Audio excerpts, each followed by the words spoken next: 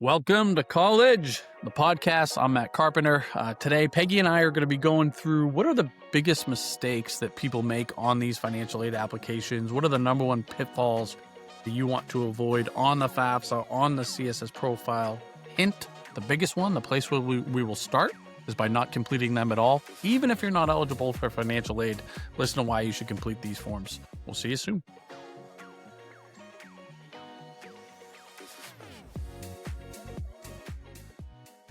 Okay, welcome to College, the podcast. We might be having a slight name change coming up. Just a teaser, Peggy, for all of our fans out there, but might be a slight name, a very, very slight change in the name, but some exciting developments on the horizon. More on that later, everybody. And you're not at a surprise. You're not at a surprise location. Well, it's not a surprise because we never found out. But you're back in your regular digs. I'm out of my secret lair. Exactly right.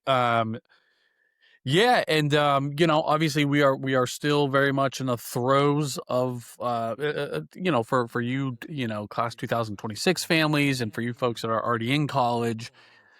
This is it, right? I mean, this is about as game time as it gets here. We're in execution mode. Obviously, the focus, if you're new to us or you haven't paid attention or haven't listened to the last few podcasts and you're interested to find out kind of the, inside baseball when it comes to the FAFSA and the CSS profile, please listen to those, because I think we did a decent job kind of unpacking the whole month we did it. So, go back, and we did a couple on the FAFSA, one on the CSS. So you get all schooled up, and it will relieve stress. It really will.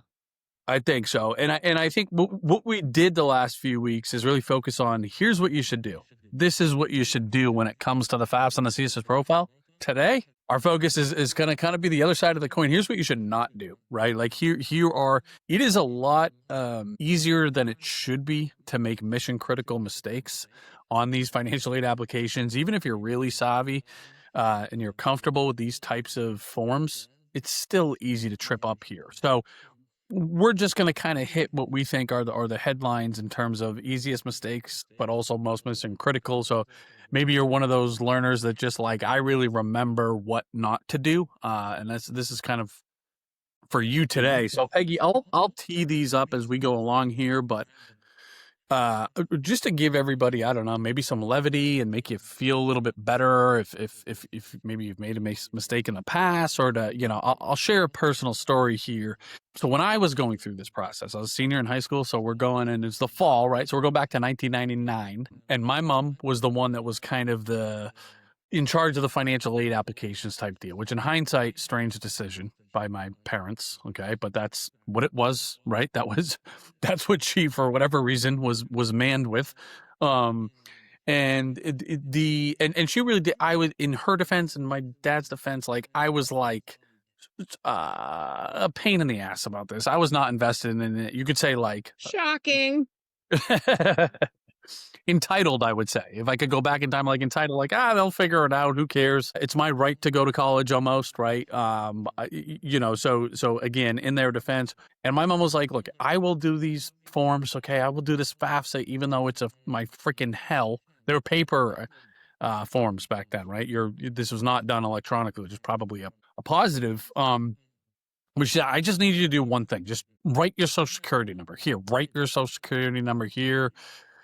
Here you go, bum, bum, bum. And in hindsight, I was off by a digit, okay? And it created such a and I told my mom, and because she was like, are you kidding me, man? I finally get this form in, and then we get in the mail, the social security number's off. Like, you got one job, right, to friggin' put your social security number. And I was like, Mom, I was only off by one digit. What? Relax. Tell the Department of Education to relax. It was close enough. Can't they just round up? So anyways, that was very ironic that I am where I am today, and whatever, that I ended up on. That's a massive mistake. Just so everybody listening knows, that's a game changer right there. Saying road and when it's really street. Okay. But messing up your social security number, that's a big deal. So when it comes to mistakes, don't mess up your, name, birth date. Although I will say on that note, for some people, especially if you're remarried or maybe you've changed and made a name or something like this, or there's there's a hyphen in the name.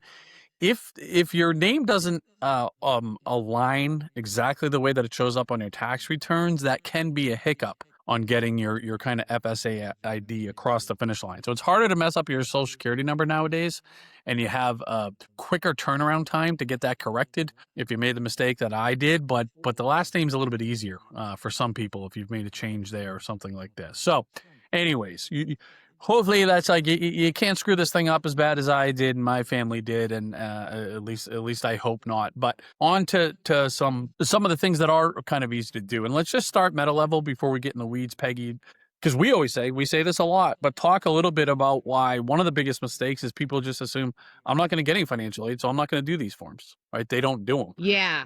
So probably the biggest mistake that's a game changer is people just don't do it. And all these years of being in this industry, every year, I'd have parents, and sometimes they're pretty contentious about it. Like, I'm not doing it. My neighbor told me this, or my sister got nothing, and da da da da.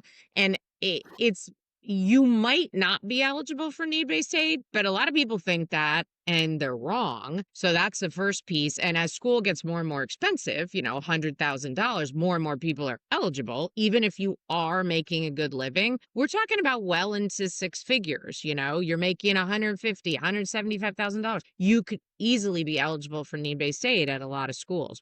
Just even if you know for certain, you work with experts like us, and there's no way I'm ever getting need-based aid, there are other very, very important reasons to submit these forms, because second one being merit aid. That's the non-need-based aid. Some schools require that to be eligible. Doesn't make any sense, because a need-based form has nothing to do with your child and their grades and test scores and all that, but it doesn't really matter that it doesn't make sense. Like a school like NYU, it's just is what it is. And so people leave money on the table. The other one is, do you really want to roll the dice that your life isn't going to change at all over the next 4 years? Because this is the first time this college is going to see your family financially, where you're at.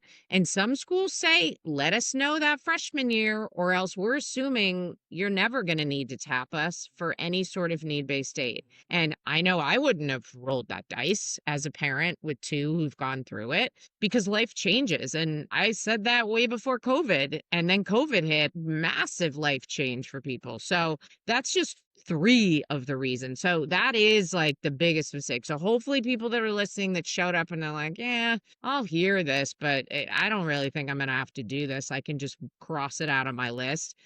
Our advice is do not do that. Submit these forms. Yeah, I got a concrete example that would just, and again, these come up, I don't know, it seems like this time of year, a couple times a week. I was at my daughter's softball game this past weekend, right, Saturday, and doubleheader in between the games. One of the dads on the team said, "Hey, I heard you're in this college thing, right? I'm going through this right now with my older kid. I'm not going to be eligible for financial aid, but I have a question about, And I stopped him and I said, "Hey, you don't mind me getting, real personal, real quick? Let me ask you some specific questions because before you just make that decision, I could use some more context, right?" And I said, okay. He's like, my income's around 350. I got 200K and a 529. We own our home, outright mortgage on it, right? So, and again, he's kind of on to the next, right? And I said, all right, well, where are you applying? And really smart kid.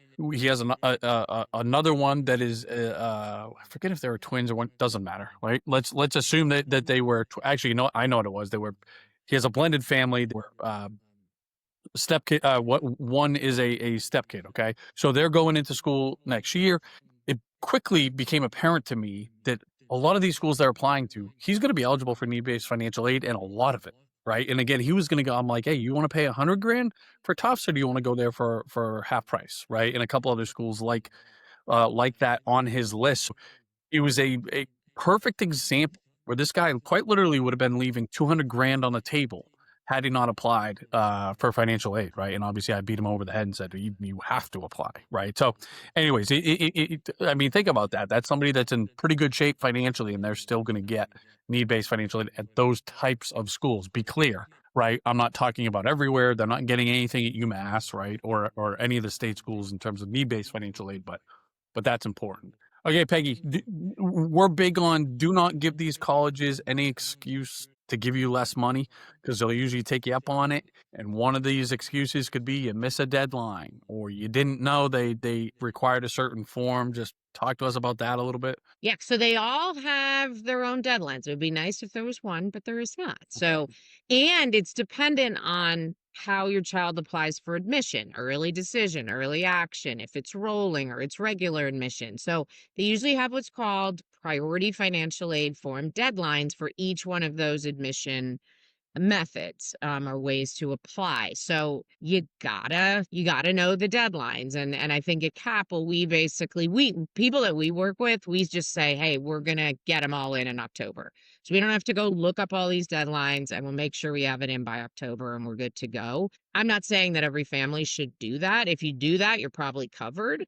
But you do have to look up these deadlines. And if we have anybody on here that has older kids, it matters. I talked to a family, I think it was USC. Their child was a freshman, and in their freshman year, she came and we had never worked with her. And she said, look at my package, and it's $10,000 less. And I dug in and I was like, there's no reason. And then I said, did you miss your deadline? And she said, yeah. So it was $10,000 less as an existing student because they missed the deadline. They're later deadlines, but there's always deadlines. So deadlines matter. You're used to deadlines. They matter for admissions. They matter for this. And that's the main thing. The one thing I'll say is you see in the media, not as much now as you used to years ago, but get it in right away. It's all the schools are first come, first serve. Most of them are not as far as deadlines, but some could be. So when you do your research, you'll know. But also, if you're eligible for state aid in your state and that's applicable to you, then it does make sense to get that FAFSA in, not the day it goes live. It's live now. Do it within like a week. So you're in the queue, because for some states that really matters. So that is a little subset of people that you don't want to wait till October 30th to do it, because you might be, might hurt some of your need-based aid that you could get. Yeah, but I mean, as I'm coaching this, I'm usually like, guys, don't bang your head against the wall and try to get on the FAFSA October 1st and complete it. It's very likely going to crash. Give it a few days to breathe and then get it in, towards the first half, middle of the month. Send it everywhere and you're in great shape, right? All right, Peggy. So those are kind of the meta things, but let's drill down a little bit specifically on the FAFSA. Just talk about, arguably the biggest thing people do to hurt themselves in terms of financial aid eligibility. They include their retirement accounts on the FAFSA, which is easy to do, but just just beat us over the head with it. Yeah. So all your assets are on the table on these forms and on the FAFSA except for retirement. So that means 401k, 403b, traditional IRA, Roth IRA. If you have a pension, the value of your pension, the income from your pension is separate, but we're talking about your assets, and they're literally when you're hitting submit. If you're that exacting and you know the balances, that's what you're reporting on your assets, but not retirement. So all of that stuff, and most people, if they're fortunate enough to be able to save, they usually, if they can through their employer, they save in a 401k or a 403b. If you're a teacher or whatever, that's great. And the great thing is that's not on the table. So there's a question that says net worth of investments. And there's this little tiny little language on there that'll tell you not to, I think it should, not to put in retirement accounts. But a lot of people, it's like, oh, that's my biggest asset. And boom, they put it on there. And it, obviously, if they think you have $500,000 that's in your 401k, they think you can use that for college, your need-based eligibility goes down. So no retirement accounts. Everything else is on the table on your assets, but not any of those accounts, any of those type of accounts. Yeah, one of my biggest problems with the FAFSA, this doesn't say in like bright red, right? I mean, I don't know why they have it buried in the fine print that says, it's one of the last things in the fine print too, like, oh, by the way, don't include your retirement, right? Like you have to be really thorough to see that. Okay. Well, and sometimes people are like, what does that mean? Like they're not Right. really sure. That's why we're trying to be clear. And if you're not sure, ask before you submit. Make I sure also you're like not putting assets there that are it retirement. don't belong there. And I like to say, when in doubt, leave it out. When in doubt, leave it out. But the other thing here that is confusing and easy to make a mistake on this very part of the FAFSA, it says include the net worth of your investments, including real estate. So most people, I like to use my buddy the Berkman, right? But he just sent his stepdaughter off to our alma mater at Stonehill College. This is a really savvy guy, right? In the kind of financial industry, very smart guy. He included his the equity in his primary resident on the FAFSA, right? I'm like, Berkman, what are you doing, dude? He said, look right here. It says including real estate. I'm like, wow, you're right. Like it, and again, if you go look at the fine print, and unfortunately Berkman's like me, where he's not a fine print guy, right? Where, he would have seen like, well, include real estate except for your primary residence. But again, very easy mistake to make. And again, the headline, do not put the equity in your primary residence if you're a homeowner on the FAFSA. Okay. Yeah. They ask Yeah. us about it in the CSS profile, but not on the FAFSA. If you have other real estate, yes, then you are including that. And what's confusing is it's all lumped into that one question about net worth of investment. So if you have a second home or whatever, condo in Maui, you're lucky enough to have that.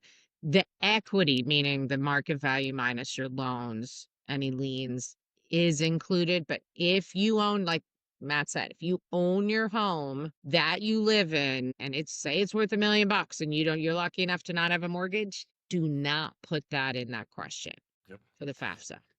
And then 529s, this is another place where we see people just, make a mistake that can be really costly in terms of financial aid eligibility. Just walk us through that.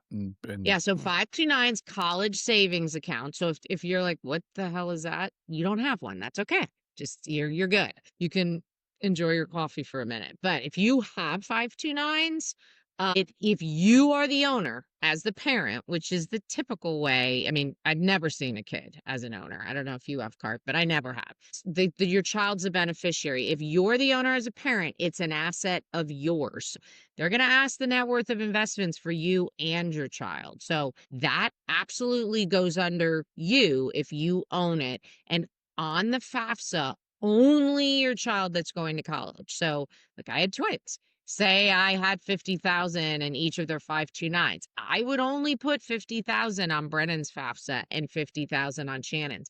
Would not put 100 on each of them for my net worth of investments. So only put the one child and put it as your asset. If grandma or grandpa owns the 529 for your child, anybody else besides somebody in the household, being the parents, you don't even put it on there. It doesn't go on there at all. Now, I will add on the CSS profile, which is the other form, they do ask for the total balance of the 529s for all the kids. They have an allowance in there where they take off so much for each one of your kids. They're assuming you're saving for retirement. But on the FAFSA, only the child that's going to college, and it's always a parent asset if the parent is the owner. And that's a big deal because student assets are assessed way high, 20 or 25%. Whereas parents, at most, it's a little shy of 6% when they're figuring out how much money you can afford to pay for college, right? So it's a logical mistake, but it's a costly one, just like putting retirement accounts in. Exactly. And that point's important. It's not like it's just a clerical error and it's like, who cares? You reported it under the wrong person's name. No, it does matter because the formula, again, they'll give you less financial aid if there's money in the student's name as opposed to the parents. And if you self-report it that way, right? And the other thing is here, there can potentially be opportunities. There can be strategic opportunities, right? Some of you might have perked up hearing that, being like, we don't have to put it on the FAFSA if the grandparent is the owner. We don't have to put the other siblings on the FAFSA if they are the owner of that account. So something that you want to investigate because sometimes there are opportunities and you have options to put yourself in your best foot forward from a need-based financial aid standpoint. Peggy, this is another place where it's easy to make mistakes. Business owners, right? And why don't you talk about it? First, I guess you can kind of comment on what they need to be thinking about, looking out for on the FAFSA, and then I can comment on the CSS profile. Yeah. So on the FAFSA, brand new change for this FAFSA that's live right now in fall 2025 is if you are a small business owner, and that's defined as less than 100 full-time employees and you're family owned, you do not need to put the value of your business. It's excluded. It used to be excluded, then for a couple years it wasn't, and now it's excluded again. That's a huge win. So if you've already submitted the FAFSA before, don't make that mistake. You might have put it before and now you don't need to. So keep that in mind. And that's considered like it's in the asset section. So do not put it. Now, if you do have a company that say you started with two of your buddies from college, so it's not a family-owned business, you do need to put the value there. Do not overestimate the value. You don't need to go get a formal valuation and pay money for that, but you really need to think about, if I needed to sell this business tomorrow, what's the resale value? And some businesses, for example, I had a business before I joined CAP, and my business way to the quad, if I got hit by a bus, God forbid, I don't know that my husband could have gone and really sold my business for anything. It was me, right? And that's common with a lot of businesses. So don't think there has to be a number there or you're lying, because quite often there isn't a value, but it just depends. So just remember, it's excluded. Like my business would have been excluded because it was just me, right? Matt had a business before it was acquired by CAP. His business would have fallen under that. So just keep that in mind, that you probably aren't going to have to put it, but if you have to, don't overvalue it. And that's actually a theme across forms in general that we always say at CAP, like, don't overvalue real estate, businesses, anything. If you're going to miss, you're going to miss on the side that's going to be beneficial to you, and you're going to welcome having a conversation with the colleges, right? Like that's getting over the first hurdle, where you want to have a dialogue to be able to give yourself the opportunity to kind of defend the valuation of your business, of your real estate, because these things are arbitrary, right? There is no black and white answer to what your home's worth, what your business is worth, especially businesses. And most people that I talk to, I can help them get down to a valuation that is zero or pretty sinking close to it. In most businesses, are there exceptions? Of course, but again, when the more that I start, pulling on that string, the easier it is to kind of get down to that evaluation. And Peggy, to your point, right? If the assets of the company go home in the elevator or go down in the elevator each day, like that's there we go, right? Yep, exactly. Yep. That's a value. So okay, let's the CSS profile, a couple of things here that again I think they're easy to make some mistakes. Number one is this question that I think a lot of people just lose some sleep over. They're staring at the ceiling in the middle of the night, Every parent doesn't know how to answer this question. and then it's, what can you afford to pay for college each year for your child? So talk about that a little bit, Peggy. Yeah, so it's in the student resources section of the form, and it's asking the student, how much can your parent or parents or guardians, whoever, contribute to this year of school, whatever that year is? And it's a required question, so you have to answer it. And your answer, nothing's really going to help you with that you put there. But if you don't really understand how to do this, it can really hurt you. And Matt and I can't tell everybody today, everybody put this. It's really dependent on your situation, but there's a few guidelines. There's something called a student aid index that we've talked about on our podcast. The colleges are going to be looking at what they've calculated, what they think you can bring to the table. You do not want to put a number higher than that, because if they think, well, the Keough family can afford 40,000, and I go in and go, oh, 50,000, I'm dividing my 529, they're going to go, great. They have more than we thought. Now we're expecting Peg and Bill to pay 50,000 a year for their kids. So you don't want to put a number that's too high. That's going to it's going to change what the college thinks. People tend to stress about it. Well, if I put another number too low, are they going to be mad at me and this and that? I don't really think they're thinking that much. If you put a low number, they're going to say, nice try.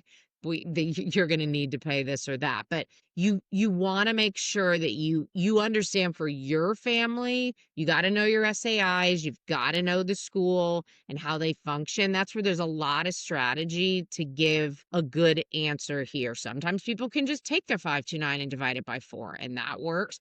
But other times it doesn't. So it really depends on the family, but you don't want to put a number higher than your SAI. for Yeah, absolutely. and to me, this kind of fits under the theme of don't give these colleges excuses to give you less money because they're going to punch that ticket, right? And they really do. Most of these colleges are required a CSS profile. First, they'll kind of package you, and to Peg's point, they might say, all right, this family can afford by our calculations to pay $30,000 a year. Let's just cross-reference their CSS profile to see what they put here. They said they could pay $40,000 a year. Beautiful. 40 it is, right? And so again, do not do that. Too many people do that as well. Kind of the last point I think that we'll make in terms of potential mistakes, or maybe an easy trap. That might be too dramatic of a word to fall into here. On the CSS profile, at the end of this financial aid application, they're going to ask you in just kind of paragraph form, tell us what you didn't get to tell us. What else should we know about your situation? It's going to make it hard to pay for college, right? Those are my own words, but essentially that's what they're getting at here. Most people are tempted to answer that question and say, okay, well, you don't know that I spend X amount of money that I send to the grandparents. You don't know that we had to get renovation on the basement because it flooded this year. And they basically what they do is they show their hand for their appeal case. They kind of use all their ammunition up front.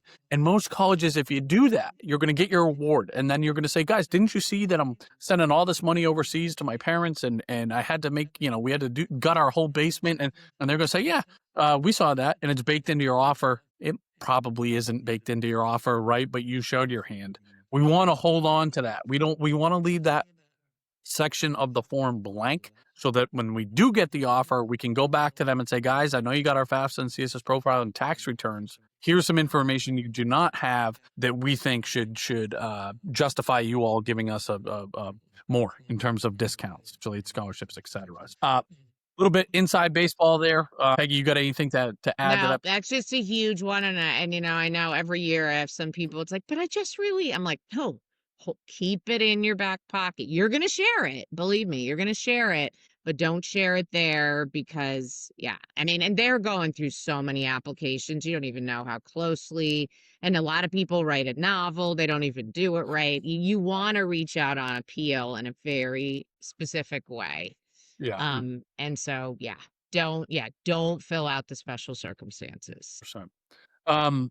All right. So I think, those are the biggies, guys. So now you know also what not to do. Most importantly, get those socials right. And, you're starting on second base there. But, thanks for tuning in. If, again, if you get anything out of these, please like us, follow us, share us with Yeah, your friends. please share. Yeah, you guys should be, if you listen to this whole month and we keep them at 30 minutes, you can do it in bite-sized pieces when you're exercising or whatever. You should be in good shape and you know where to find us if you want to go deeper. We're happy to help, but we're here to really give you, like Matt said, like the inside baseball on it. So good luck and Good happy luck, guys. planning, like I like to say.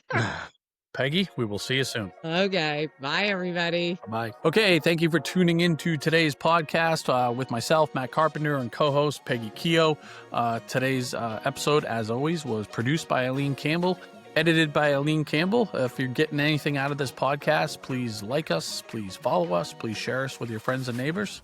We'll see you next week.